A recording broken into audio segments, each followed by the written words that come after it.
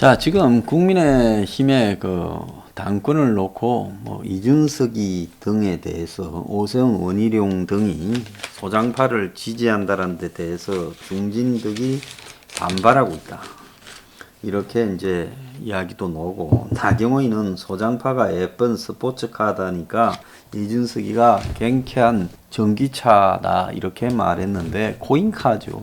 자, 최근에 이제 진중권과 이준석의 논쟁도 결국은 이준석 몸값 띄워주는 짜고 치는 고스톱 비슷하게 가고 있습니다. 진중권은 이준석이가 이 정치적 올바름의 과제를 추구해야 된다 말을 하면서 결국 그 페미니즘 같은 거를 안티 페미니즘으로 자극하면서 20, 30대 보수 남성들을 이렇게 자신에게 직결시키는 것이 옳으냐라는 지적도 하고 있습니다. 근데 그것조차도 결국은 진중권이와 이준석의 과거 관계로 보면 짜고 치는 부분이다. 저는 최근에 언론들이 이준석을 압도적 지지율 1위라고 띄우고 있는 부분에 대해서 어쨌든 그 실질적인 내막은 국민의힘에 있는 오랫동안 정치를 했던 나경원, 주호영류의 인물들이 얼마나 국민들한테 인기가 없는가 하는 것을 반영하는 것도 될 수 있고, 사실상 이제 저 당은 수명을 다해서 자기 당 대표를 맡을 만한 그릇도 없다라는 것을 말하는 것도 되지만은, 또 다른 한편으로 문가리 집권 이후에 저 당에 홍준표가 처음에 다시 대표로 또 들어왔죠. 대선에 참패하고도요. 그런 다음에 황교안이가 대표로 들어오고, 그런 다음에 김종인이가 대표로 들어왔다가 지금 주호영이가 잠깐 맡고 있는데 그 자리를 지금 이준석을 대표로 앉히겠다. 지금 이런 프로그램으로 가고 있다는 겁니다. 자, 그렇게 본다면 이 특징이 하나 있잖아요. 절대로 당이 살아나지 않을 사람들이 의도적으로 저 당의 대표가 되어가는 과정이 매우 자연스럽지가 않다는 거죠. 사실 홍준표가 다시 복귀를 한 것도 맞지 않는 이야기였죠. 그 참패가 지방선거에서 예정되어 있던 부분이었습니다. 나중에는 대표 자체의 역할이 무력화되고 선거에 대표 오지 마라는 분위기까지 형성됐죠. 근데 그 다음에 잠깐의 비대위를 거쳐서 황교안이가 지금 해가는 부분에서, 황교안이라는 자는 그야말로 당내에 아무런 지지 기반도 없고, 솔직히 총리나 권한 대행을 할 때도 소신 있게 한 적도 없고 정치적으로 묻기도 안 되는 자인데, 저런 자가 당에 들어와서 갑자기 당 대표가 되는 부분에 누군가가 뭔가가 작동을 했다는 겁니다. 1년도 넘는 기간, 1년 2개월 동안 당 대표를 하면서 그냥 상식적이라면 이길 수 있는 선거를 선거 2달 남겨놓고 땅 짚고 헤엄치기로 이길 수 있다. 코로나 막 번지기 시작하면서 그런 상황에서 K방역 보복국이라는 되지도 않은 소리 속에서 선거를 완전히 망쳐서 역대 최악의 참패를 하게 했다는 겁니다. 자, 누가 황교안을 앉혔을까요? 그 다음에 황교안이 마치 지명하다시피 쫓겨나는 자가 어떻게 다음 대표를 지명해요? 선거 보름 전에 끌어들였던 공동 선대위원장인가로 끌어들였던 김종인이 1년 가까이를 또 당 대표를 맡는 황당한 일이 벌어졌습니다. 김종인 때문에 4월 7일 선거가 이긴 게 아니라, 김종인이 아니라 누가 했던 저 선거는 이긴 거죠. 김종인은 저 당을 아주 이 자기 주자들을 키우고 저 당의 이 혁신적인 캐치프레이저, 즉 당의 비전과 가치 정책을 만들고 그거 정도 하고만 떠나면 될 건데, 저 당의 온갖 혼란을 불러일으키면서 이제 저 당에서 김웅이나 이준석 같은 소장파들을 힘을 실어주는 모양새를 해놓고 떠났습니다. 그러고 난 뒤에 이 이미지 정치에 익숙한 한국의 대중들이 이준석, 김웅 등 소장파들에 대해 마치 뭐가 대단한 양 지금 띄우고 있고, 그 속에서 윤희숙 같은 수구 보수의 입맛에 딱 맞는 자들이 뜨기 시작했습니다. 그건 절대적으로 보수 언론이 띄우기 시작한 거죠. 그런데 그런 것들도 지금 이준석한테는 잽이 안 되고 있다는 겁니다. 자, 요즘 무조건 청년 정치, 청년 정책, 청년 경제 입에 다 달고 있습니다.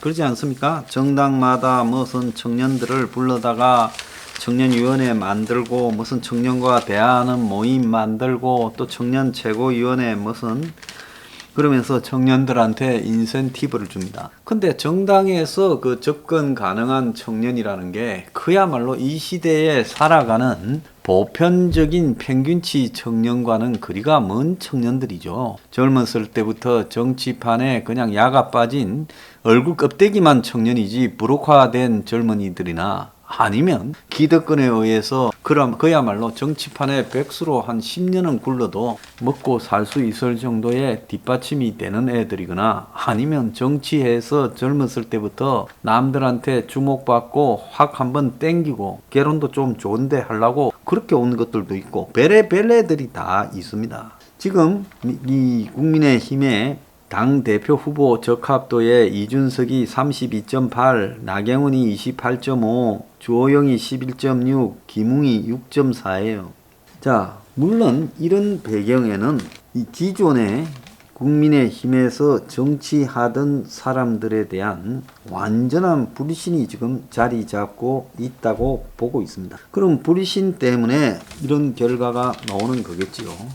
그런데 사회가 청년 정치, 청년 정책, 청년 경제 이야기하면서 지금 밤낮 없이 1년 24시간 움직이고 있는 이 코인 장터에서는 청년을 어떻게 보호할 건지가 아무도 말하지 않아요. 이 코인하는 사람 절대 다수가 수입이 없는 대학생이거나 경제생활을 막 시작한 젊은 애들입니다. 그런데 방치를 하고 있어요. 영끌이니 비투니 이런 것들 심지어 등록금까지 베팅을 합니다. 그래서 젊은 애들이 지금 집 희망이었고 주식을 하다가 코인으로 한다. 자, 이게요. 저는 매우 옳지 않은 이야기다라고 보는 겁니다. 청년층이 이렇게 떠돌면요. 이 사회의 어른이라는 사람들이 시대에 의한 피해를 언급을 하면서 너네들이 그런 시대의 피해자가 된 것은 맞고 이걸 고치려고 우리가 노력을 하고 바로 잡아가겠다. 그렇지만 시대 탓만하면서 이런 도박 투기에 빠져드는 것은 옳은 것이 아니다라고 말을 해야 되는 거고 그러면서 정말로 이 청년들로 하여금 결혼해서 자식 낳고 살 수 있도록 국가가 노력하고 그들에게 일자리를 만들어주도록 노력하고 이렇게 해야지요. 그런데 이런 노력들은 안 하는 겁니다. 빚내가 집사라고 하는 게 그래서 AVT 완화시켜주는 게 청년을 위한 겁니까?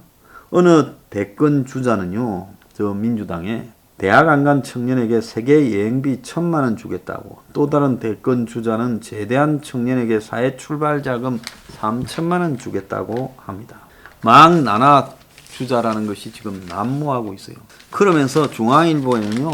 오늘 보면 논설주간이라는 자가 고영곤이라는 자가 4차 산업혁명 코로나로 다시 부각 분배 정책이지만 진보 전유물이 아니야. 밀어붙여도 반대만 해서도 안 돼. 그래서 기본소득을 내년 대권의 핵심 이슈로 달아야 된다라고까지 말을 하고 있습니다. 이거 다 선거용 포퓰리즘이고 지속될 수 없는 이야기입니다. 어떤 언론은 한국의 마크롱 현상을 가지고 새로운 정치의 길을 열어야 된다 말합니다. 좌우 구도를 넘는 미래 콘텐츠를 확보해야 된다 이렇게 말하는데 마크롱 현상이라는 것도 지금 마크롱이 대통령이 돼서는 보니까 빌빌 싸고 있죠. 그래서 그것 또한요 프랑스 사회에서 기득권의 이해를 대변하는 또 다른 사람이었을 뿐이랍니다.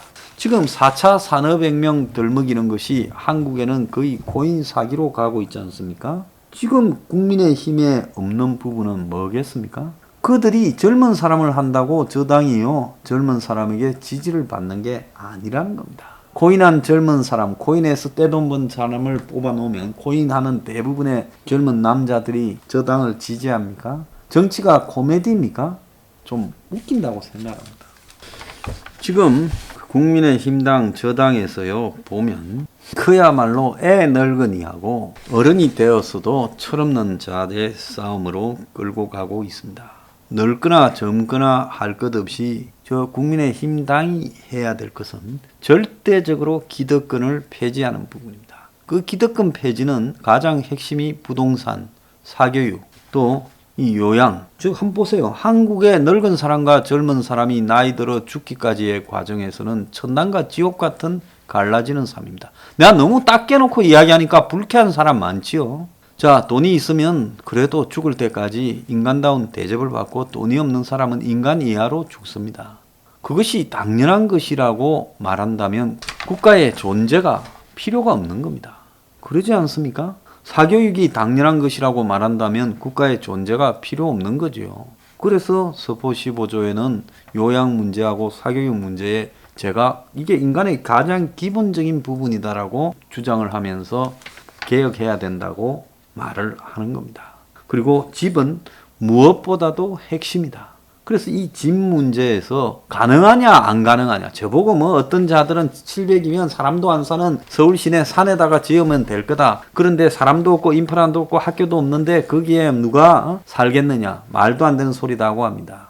서울 시내에 저를 만약에 국가적 주택 공급 땅 확보하는 사람으로 임명해지면 곳곳에서 수십만 평의 작은 규모의 아파트들을 700만 원에 짓도록 하겠습니다. 자, 혁명 20일이 조금만 새가 더 커지면 직접 서울시에서 700만 원짜리 아파트를 지어가지고 입주해서 사는 모습을 보여드리고 싶습니다. 그래서 제가 부탁을 합니다. 주택 건설 업계에 종사하는 분들요, 그동안에 재미 많이 봤고 요즘도 재미 많이 보고 계시지 않습니까? 그렇다면 그 중에 이제 재미 많이 보거나 재미하고 관계없이 인간적 양심이 계시는 분들은요, 혁명 20일에 연락하셔서 저희들이 주장하는 평당 700만 원 아파트 공급 이 부분에 대해서 힘을 실어주기를 당부를 합니다. 자, 얼마 전에 신문에 보면요, 유명 병원에 병원장을 했던 사람들이 은퇴해서 시골이나 고향에 보건소 소장을 하고 있는 모습을 봤습니다. 시골 의사를 하는 분도 있어요. 돈은 벌만큼 벌었고 인간이 뭐 인생에 남는 게 있겠느냐. 그들도 뒤늦은 자각에서 그런 훌륭한 일을 한다고 봅니다. 마찬가지로요, 건설에서 돈 벌었으면 이제 인간을 위한 훌륭한 일을 좀 해야 된다, 이런 생각도 합니다. 어쨌거나요, 저 당은 그야말로 늙거나 젊거나의 문제가 아니라 기득권 철폐에 대한 관점에서 저 당을 바라봐야 되는 거고 그들의 목소리를 주목해야 되는 거지 나머지 쇼에 대해서는 주목할 필요도 없는 겁니다. 기득권 철폐 목소리 안 내면요, 다 거짓입니다. 지금 주택 문제 말 안 했어요. 국민의힘은 주택 문제를 말하는가 안 하는가를 지켜봐야 됩니다. 지금까지 한 소리 말고 새로운 소리 말입니다.